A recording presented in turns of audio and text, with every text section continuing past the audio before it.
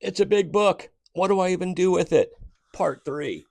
Right. If you haven't watched the first two parts, I'm trying to be super quick and super simple. Right. In the last video, we said that Jesus boiled down basically all of this to a simple statement where he said, go learn to love the Lord your God with all of your heart and your mind and your soul and your strength, and learn to love your neighbor. Equally important. He says, as much as you love yourself, he goes, if you do this, you're gonna find this thing that Jesus offers, this thing called life. And it makes sense that he would boil it down to that simply, because they didn't have these when Jesus walked. Right? They had scrolls.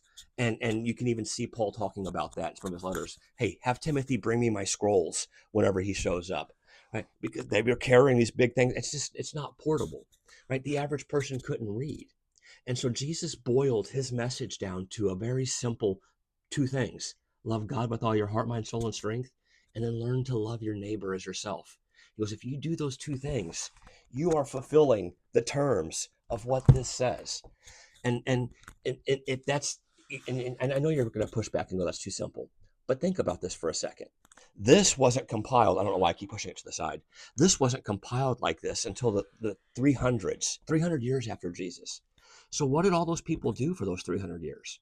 And the average person being illiterate until modern times, the printing press, I don't believe, came out until like the 1400s or the 1500s. And so one church may have had a copy of one of the books of the Bible. Well, if they didn't have the rest, what were they supposed to do? Like, were they still bound to it if they didn't have it? And so this wasn't readily available into the form that we have it today until maybe the last 200 years, if that. The average person just didn't have access to it. So it makes sense that Jesus would boil down his message, what it meant to be a follower of his, how we receive this thing called life, to a very simple, portable thing. I'm not trying to diminish this in any regards. This is a gift. I read this every day, and I think that you should too. But when it gets right down to it, followers of Jesus, he said, do this and you will live.